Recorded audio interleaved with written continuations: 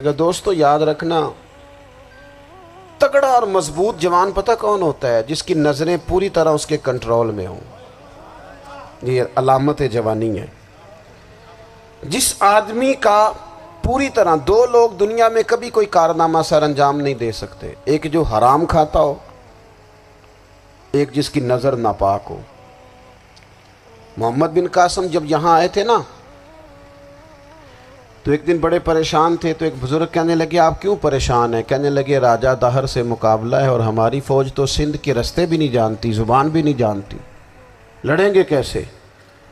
2-4 دن کے بعد ان بزرگوں کی دوبارہ محمد بن قاسم سے ملاقات ہوئی تو بڑے خوش تھے۔ کہا اب آپ کیوں خوش ہیں؟ کہنے لگے وہ میرا مقابلہ نہیں کر سکتا، میں نے تحقیق کر لی ہے۔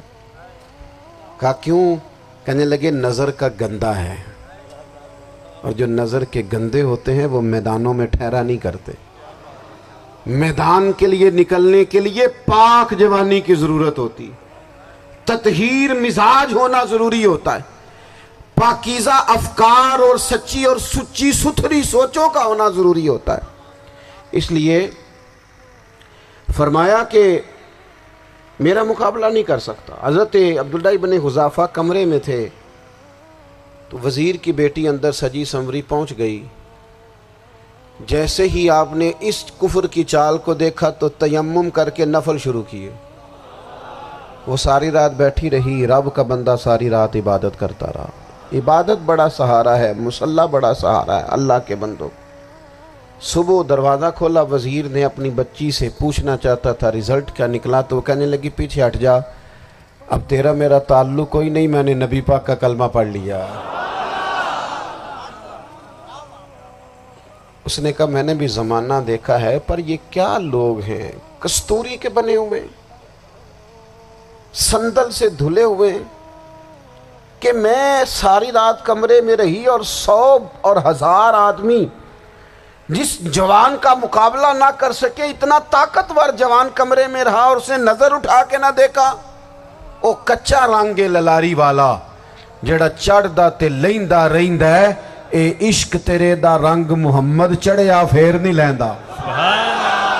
میں کہا ایک دفعہ نظر اٹھا کے نہیں دیکھا، کمال ہو گئی۔ اتنے بڑے لوگ، اتنی بڑی سعادت مندی، فیروز بختی، معاملہ فہمی حد ہو گئی۔ اللہ اکبر۔ دوستو بادشاہ جب پوری طرح ہار گیا نا، اس نے کہا مار دو۔ تیل گرم کیا ایک کڑاہی میں، اور جب آپ کو اس میں ڈالنے لگے تو آپ کی آنکھوں میں آنسو آ گئے۔ بادشاہ کا خیال ہوا شاید نرم ہو گئے ہیں، کہنے لگا روئے کیوں؟ فرمانے لگے سوچتا ہوں جان ہی ایک ہے، کتنا مزہ ہے اس کی راہ میں جان دینے کا، کتنی لذت ہے اس کے نام پر مرنے میں، کتنا لطف ہے۔ جے تو چڑھیا اتے دار بھی نہیں، تے جے تو وکیا عشق بازار بھی نہیں، تے ایڈا سستا سودا پیار بھی نہیں، تے ایڈا سستا لبدا یار بھی نہیں۔ کئی جنگل گانے پیندے نہیں، کئی دوزخ لنگنے پیندے نہیں، جے وہ اس ملوں بھی مل جاوے، ایدوں سستا ہور بپار بھی نہیں۔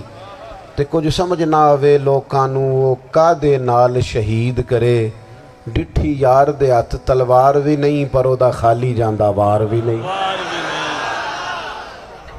کہنے لگے ایک جان ہے نا، تو دل کرتا ہے ہزاروں ہوتی تو ایک ایک کر کے محبوب کے نام پہ قربان کرتا، جب میرے پاس ہے ہی ایک، کروں کیا؟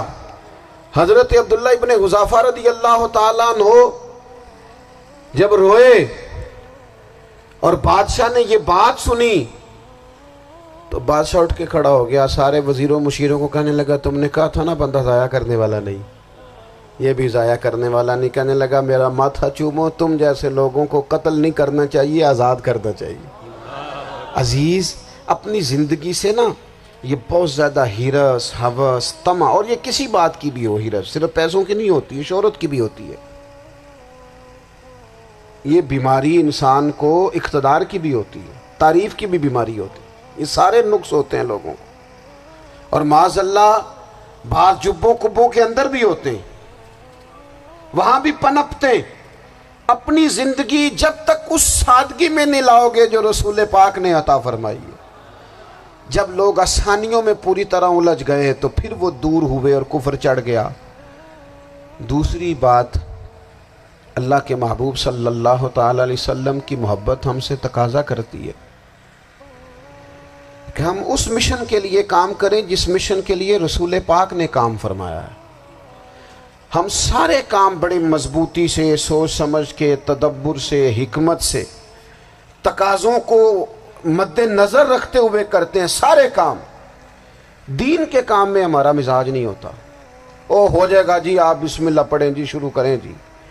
آپ تقاضوں کو سمجھیں، چیزوں کو دبائیں نہیں، چیزوں پر غور کریں۔ کسی کے ذہن کی سطح پر سوال ابھرتا ہے، اس کا تسلی بخش جواب دیں۔ اپنی زندگی میں دین کے کام کے لیے اپنے آپ کو وقف کریں، اور دین کے کام کے بہت سارے پہلو ہیں۔ ہزاروں لوگوں کو قرآن پاک ٹھیک پڑھنا نہیں آتا، ہزارہ لوگ ہیں جو قرآن مجید کے مطالب سے آگاہ نہیں ہیں، دین کی بنیادی ضروریات سے لوگ نابلد ہیں۔ میں آپ کو کس طرح یہ بات سمجھاؤں کہ ہزاروں کی تعداد میں طلاقیں اس لیے ہوتی ہیں کہ مردوں کو طلاق کے مسئلے نہیں آتے، انہیں پتہ نہیں ہے کہ مجھے حقوق زوجین کے معاملے میں کیسے چلنا۔ ڈھیر سارے گھروں میں تباہی اس لیے ہے کہ تربیت اولاد کا دینی منہج ہمیں نہیں پتا۔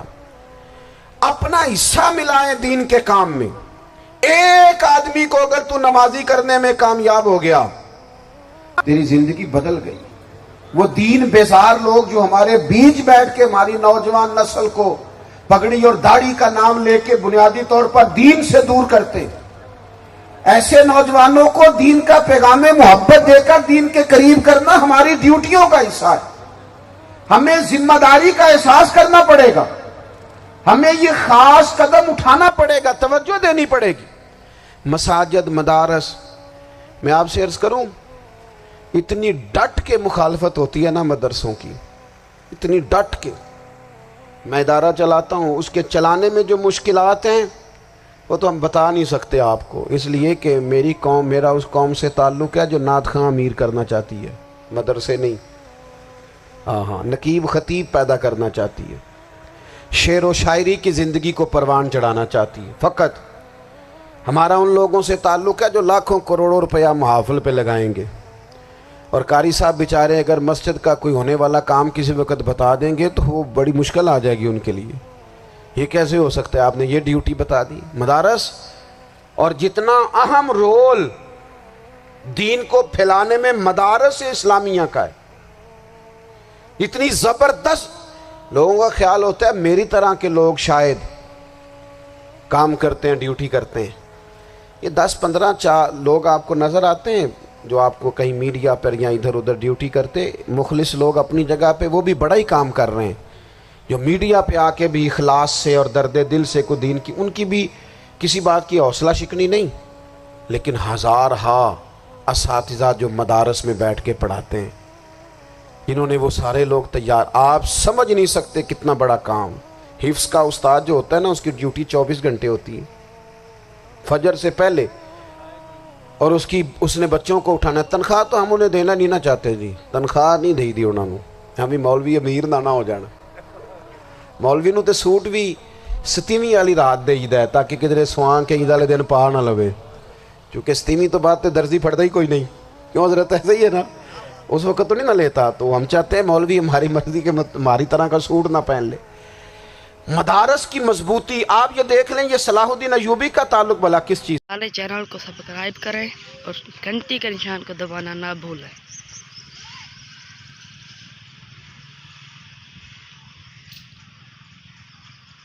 ہمارے چینل کو سبسکرائب کریں اور گھنٹی کے نشان کو دبانا نہ بھولیں۔ ہمارے چینل کو سبسکرائب کریں اور گھنٹی کے نشان کو دبانا نہ بھولیں۔